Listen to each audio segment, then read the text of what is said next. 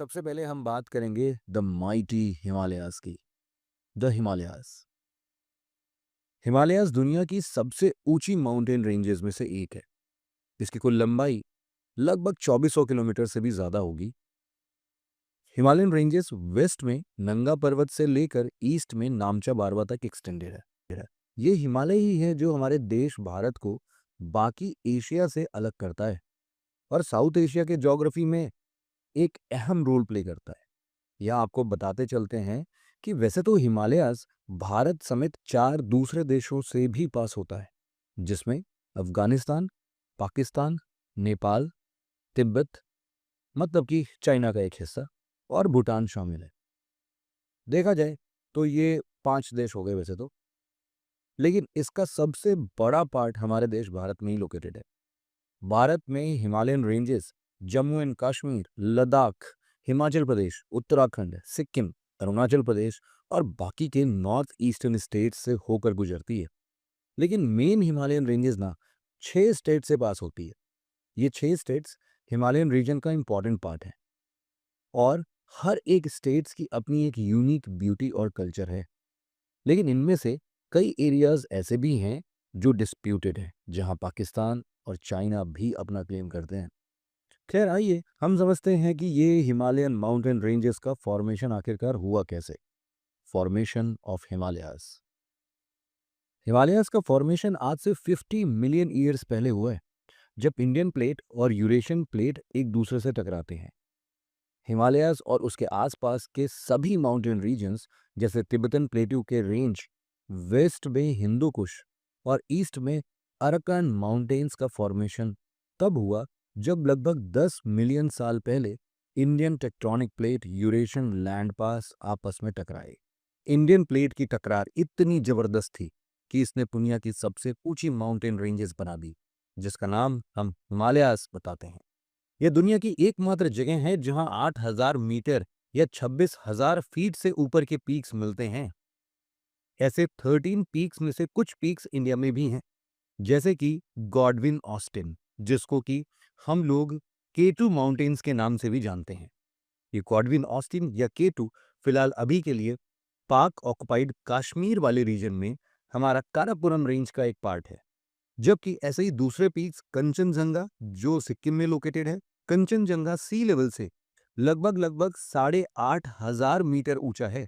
इसी वजह से इंडिया के पास गॉडविन ऑस्टिन माउंटेन के बाद ये हमारा सेकेंड लार्जेस्ट माउंटेन पीक बन जाता है।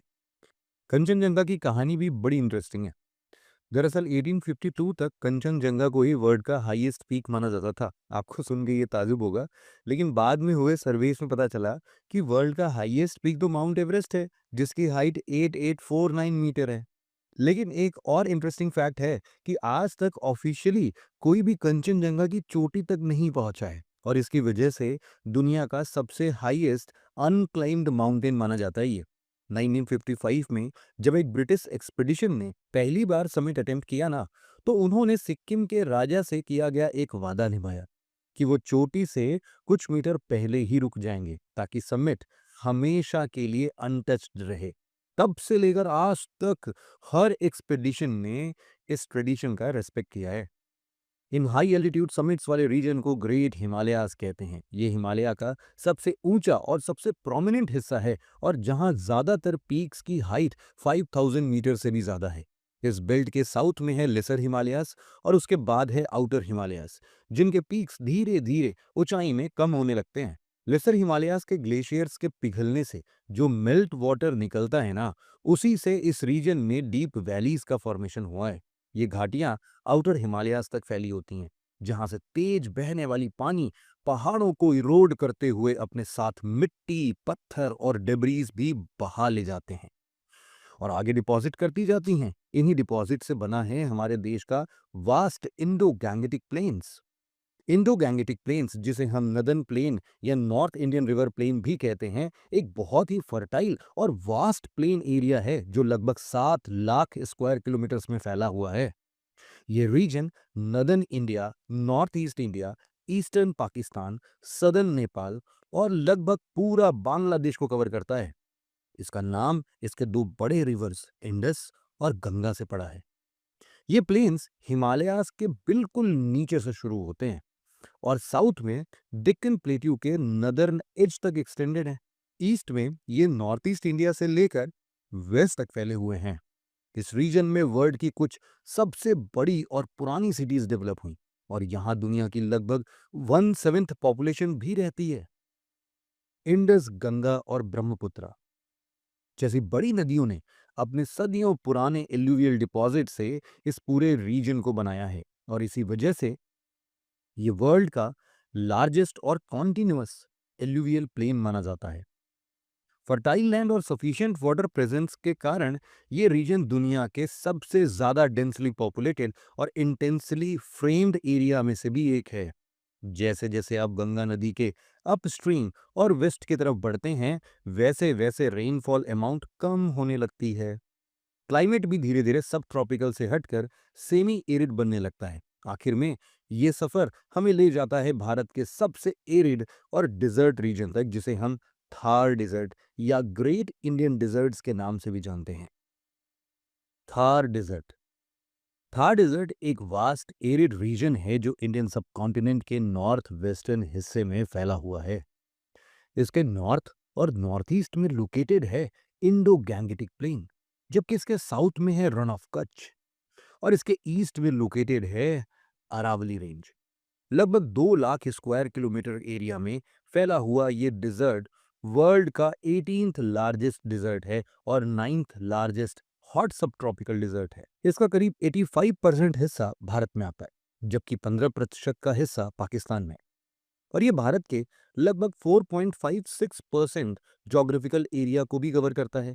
हर डिजर्ट का मेजर पोर्शन राजस्थान में सिचुएटेड है, लेकिन इसका कुछ हिस्सा ना गुजरात, पंजाब और हरियाणा तक भी एक्सटेंडेड है। पाकिस्तान में ये सिंध और पंजाब प्रोविंसेस में एक्सटेंड करता है, जहां पंजाब वाला रीजन चोलिस्तान डिजर्ट के नाम से जाना जाता है। थार डिजर्ट के कुछ हिस्सों में एनुअली सिर्फ 100 तक की बारिश यानी रेनफॉल हो पाती है। इस डिजर्ट की सैंड अनकॉम्पैक्टेड यानी ढीली होती है, इसलिए हवा उसे आसानी से उड़ाकर दूर ले जाती है। इसी वजह से थार के ड्यून्स ना कभी एक जगह नहीं टिकते और वेदर के हिसाब से ये घटते बढ़ते रहते हैं और हमेशा इनका शेप और जगह बदलता रहता है। लेकिन इन टफ और इनहॉस्पिटेबल दिखने वाले कंडीशंस के बावजूद भी यहाँ पर एंशिएंट सिविलाइजेशंस का एग्जिस्टेंस रहा है और आज भी यहाँ लगभग 27 मिलियन लोग बसते हैं।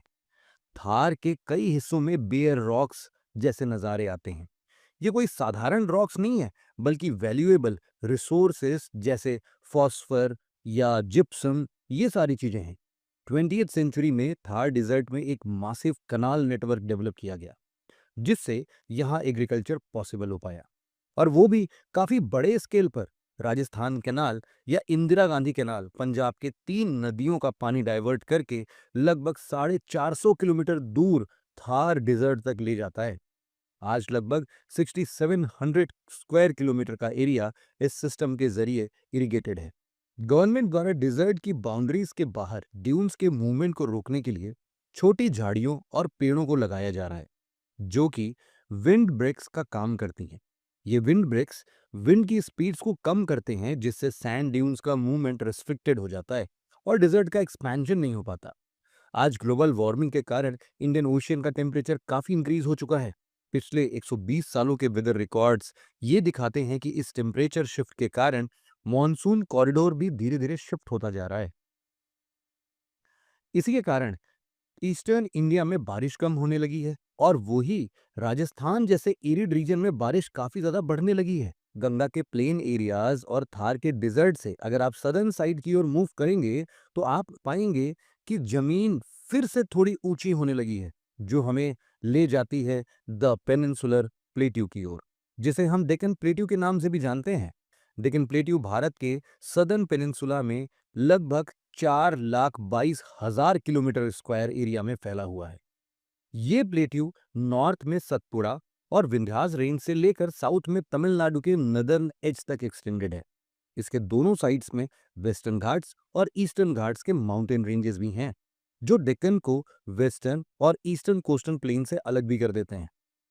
ये प्लेट्यू ज्यादातर महाराष्ट्र, कर्नाटका, तेलंगाना आंध्र प्रदेश और तमिलनाडु और केरला के कुछ छोटे हिस्सों को भी कवर करते हैं। डेक्कन प्लेट्यू भारत के कॉन्टिनेंटल शेल्फ का सबसे एंशियंट और सबसे स्टेबल पार्ट है। यहाँ की rocks super continent Gondwana age की है।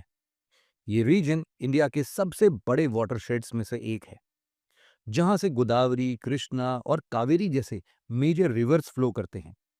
डेक्कन प्लेट्यू का स्लोप वेस्ट से ईस्ट की तरफ है, इसलिए ज्यादातर बड़ी नदियां वेस्ट से ईस्ट की तरफ बहकर बे ऑफ बंगाल में ड्रेन होती हैं। सदर्न पेनिनसुला में वेस्टर्न घाट्स एक रेन शील्ड की तरह काम करती है और ज्यादातर बारिश उसके लीवर्ड साइड से होकर पास होती है, जिसकी वजह से ये रीजन ट्रॉपिकल होने के बावजूद काफी ड्राई और सेमी एरिड रहता है।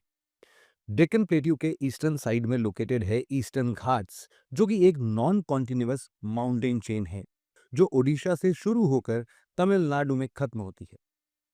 खैर, अब हम बात करेंगे हमारे देश के आइलैंड्स के बारे में जो यूनियन टेरिटरीज हैं। सबसे पहले हम देखेंगे लक्षद्वीप को, जो कि एक कोरल आर्किपेलगो है। लक्षद्वीप नाम संस्कृत या मलयालम से आया है, जिसका मतलब होता है 1 लाख द्वीप, यानी 100,000 आइलैंड्स। लेकिन यहाँ एक्चुअली 36 आइलैंड्स हैं। इसके वेस्ट में अरेबियन सी और ईस्ट में लक्कादीव सी है। इंपॉर्टेंट बात यह है कि लक्षद्वीप मालदीव्स के साथ अपनी मैरीटाइम बाउंड्री शेयर करता है और इससे ये दोनों 8 डिग्री चैनल के थ्रू सेपरेटेड हैं। और बात करते हैं दूसरे मेजर आइलैंड्स की, यानी अंडमान और निकोबार आइलैंड्स की। अंडमान एंड निकोबार आइलैंड्स हमारे देश का एक यूनियन टेरिटरी है। इसके ईस्ट में बे ऑफ बंगाल और वेस्ट में अंडमान सी लोकेटेड है। आपको जानकर ये हैरानी होगी कि ये आइलैंड्स हमारे मेनलैंड के मुकाबले इंडोनेशिया के ज्यादा करीब लोकेटेड है। ये आइलैंड्स दो मेन ग्रुप्स में डिवाइडेड हैं, नॉर्थ में अंडमान आइलैंड्स और साउथ में निकोबार आइलैंड्स, जिन्हें 10 डिग्री चैनल डिवाइड करता है। ये आइलैंड्स साउथ में इंडोनेशिया, नॉर्थ ईस्ट में म्यांमार और साउथ ईस्ट में थाईलैंड के साथ मैरीटाइम बॉर्डर शेयर करते हैं। इन आइलैंड्स की सबसे इंटरेस्टिंग बात यह है कि आइलैंड्स असल में हिमालयास का ही एक जियोलॉजिकल एक्सटेंशन है। हाँ भाई हाँ, 50 मिलियन साल पहले जब इंडियन प्लेट यूरेशियन प्लेट से टकराती है ना, तो उसी समय इंडियन प्लेट की टक्कर बर्मा प्लेट से भी हुई थी। इस टक्कर से समुंदर के अंदर एक उभरी हुई लैंडफॉर्म बनी, जो कुछ जगह पर सरफेस के ऊपर भी दिखती हैं, जिसे हम आज अंडमान एंड निकोबार आइलैंड्स के नाम से जानते हैं। इन आइलैंड्स को म्यांमार की अराकान योमा रेंज का एक्सटेंशन माना जाता है और अराकान योमा भारत के पूर्वांचल हिल्स का ही एक जियोलॉजिकल एक्सटेंशन है।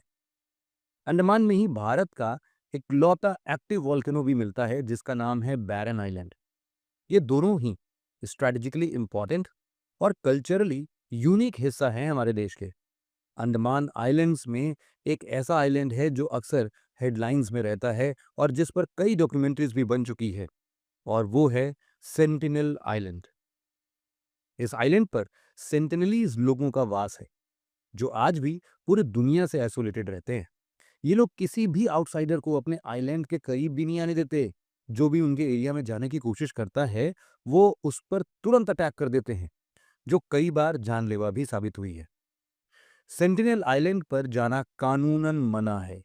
इंडियन कोस्ट गार्ड एक्टिवली यहाँ के ट्राइब्स के इस वॉलंटरी आइसोलेशन को प्रोटेक्ट करते हैं, ताकि उनका जीवन और संस्कृति बिना किसी एक्सटर्नल डिस्टरबेंस के चलता रहे। तो दोस्तों, इस वीडियो में इतना ही था। मिलते हैं आपसे अगले नेक्स्ट वीडियो में ऐसे ही इंटरेस्टिंग फैक्ट्स के साथ। तब तक के लिए जय हिंद।